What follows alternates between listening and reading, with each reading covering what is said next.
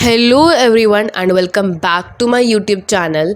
आज मैं आप लोगों को क्लास 9th की बिहाइव बुक से एक चैप्टर पढ़ाने वाली हूँ। उसका नाम है the fun they had. So let's begin. Basically ये चैप्टर शुरू होता है दो चिल्ड्रन के नेम से, जिनका नाम है मार्गी एंड टॉमी। टॉम भी कह सकते हैं काइंड ऑफ। मार्गी गर्ल है, टॉमी एक बॉय है। ये चैप्टर हमें दिखाती है कैसे आने वाले फ्यूचर में कैसे हर एक चीज़ कंप्यूटर डोमिनेट कर लेगा, लाइक इंटरनेट डोमिनेट कर लेगा। Like in this live example I would like to say कि अगर अब इस पेंडेमिक इशू में देखें हम लोग, like every thing is going online. Students are taking online exams, online teaching, etc. and many other ways going on online. हर एक चीज़ online हो रही है। टीचर्स हमसे ऑनलाइन बात कर रही हैं, हम टीचर से ऑनलाइन बात करते हैं, इवन दो टेस्ट भी हमारे ऑनलाइन हो रहे हैं। सो दिस इज़ मतलब बेसिकली काइंड ऑफ रे है कि देखो कैसे ऑनलाइन भी चीज़ें हो सकती हैं। ऐसे ही इस चैप्टर में बताया गया है। और इसमें एक चीज़, एक कंसेप्ट है कि कैसे स्कूल्स और क्लासरूम्स को भी हम ट्रांसफॉर्म कर सकते हैं। Like every thing is getting on computer, कि भाई हम बुक्स भी कंप्यूटर में पढ़ रहे हैं, कोई बुक नहीं मिलेगी आपको आने वाले टाइम में, या फिर ऐसा कुछ बहुत सारी चीज़ें हो जाएंगी जो कि बहुत बहुत हम लोग को ऐसा लगेगा कि वाह कितना जॉयबल है ये हमारे लिए। लेकिन चैप्टर में इसको मार्गी और टॉमी को ये सब चीज़ें बिल्कुल अच्छी नहीं लगती हैं। ये चैप्टर ईयर है, ये जो चैप्टर का ईयर है इसमें बताया गया कि 2157 ईयर में कैसे क्या क्या चीज़ें होंगी। ये सब एक परसेप्शन है गाइस, इसमें कुछ असलियत नहीं है, ये सिर्फ एक थॉट है। कि मार्गी एक डायरी लिख रही होती है जिसमें कि वो टॉम के बारे में बताती है, टॉमी के बारे में बताती है कि कैसे टॉमी को एक बुक मिलती है और वो बुक उसके ग्रैंडफादर ने दी थी जब वो बहुत छोटा था, जब टॉमी बहुत छोटा था। तो वो टॉम उसको बताता है कि ऐसी ऐसी बुक्स थी, हमको यहाँ पे बताते थे, मेरे ग्रैंडफादर ने मुझे कुछ कुछ चीज़ें बताई, कैसे यहाँ पर क्या चीज़ें प्रिंट होती थी, कैसे स्टोरीज़ हैं। अगर हम लोग को दोबारा वही स्टोरी पढ़नी, अगर हम भूल जाते तो हम लोग पेजेस टर्न करके दोबारा स्टोरी पढ़ सकते हैं।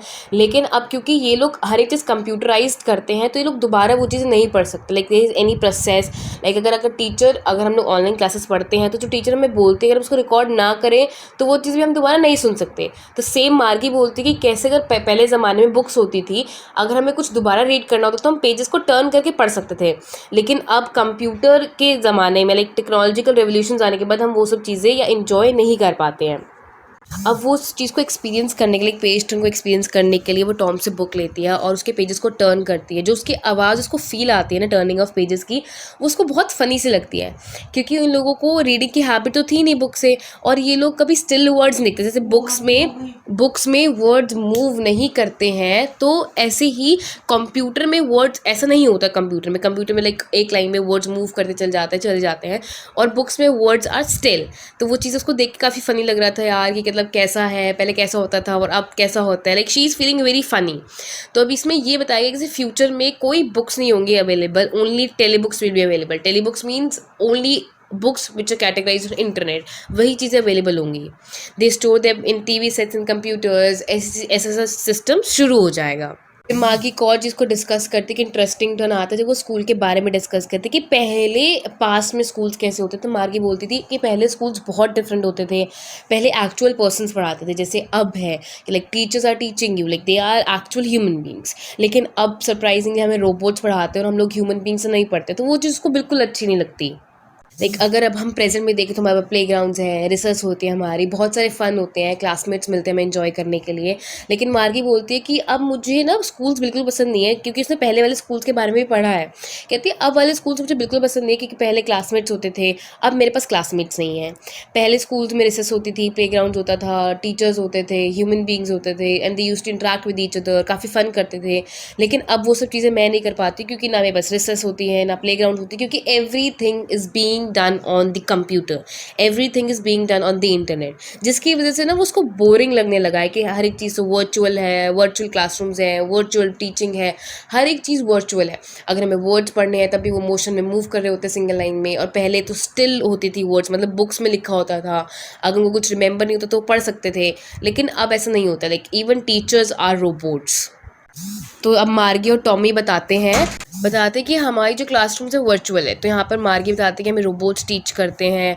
जो मेरा जो स्कूल है वो नेक्स्ट टू हर बेडरूम है, मतलब कि मार्गी जो जिस कमरे में सोती है उसके ही नेक्स्ट उसका स्कूल है, बेसिकली नेक्स्ट हर रूम। जैसे कि अगर एक रूम में वो सोती है तो दूसरे रूम में उसका स्कूल बनवा रखा है जहाँ पे कंप्यूटर रखा है और वहीं से वो पढ़ाती है।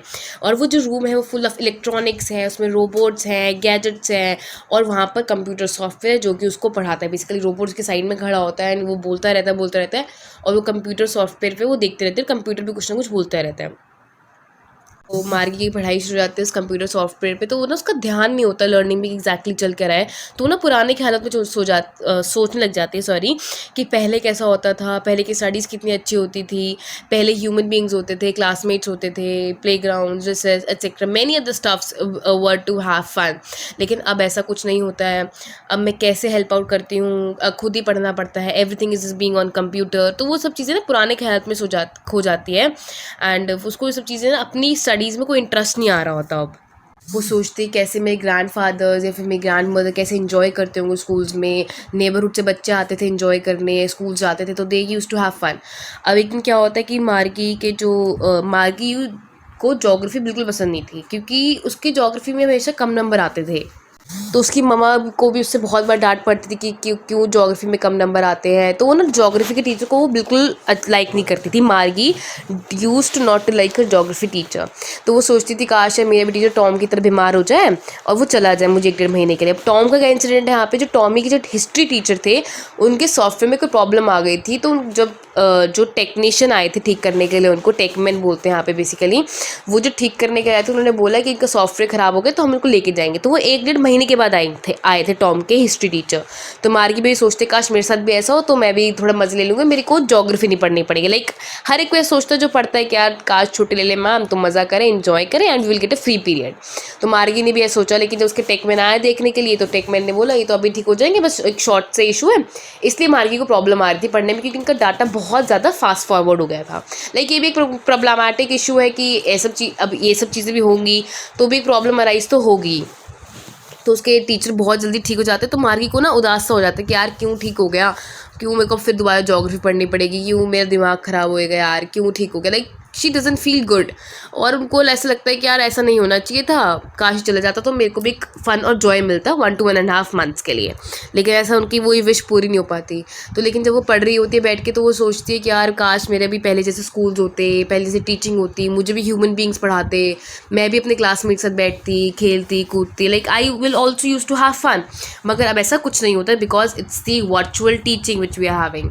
तो उसको देख के नहीं सब चीज़ें अच्छा नहीं लगता, वो सब पुरानी चीज़ों में खो जाती है।